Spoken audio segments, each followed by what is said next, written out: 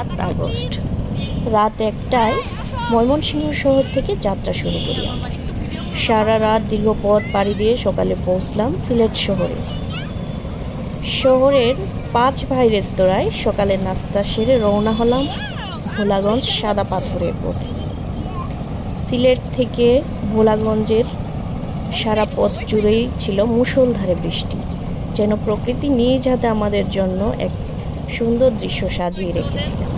গন্তব্যের কাছে পৌঁছানোর সাথে সাথে থেমে গেল বৃষ্টি আর উন্মুক্ত হলো এক সুন্দর দৃশ্য।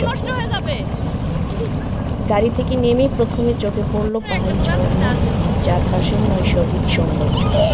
ক্লান্ত শরীর মুহূর্তে সতেজ হয়ে উঠল।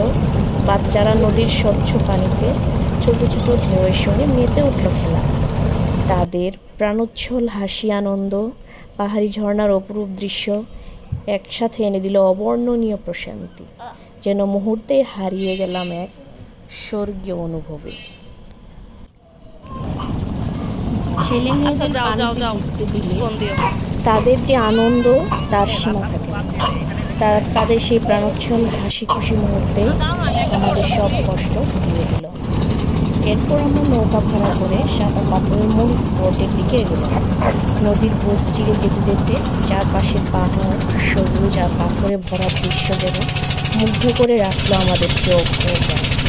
সেদিনের ভ্রমণে বাচ্চাদের প্রাণবন্ত আনন্দ আর প্রকৃতির অনন্য সৌন্দর্য মিলে এনে দিল দুনিয়ার অমূল্য প্রশান্তি, যা আমাদের চিরস্মরণীয়।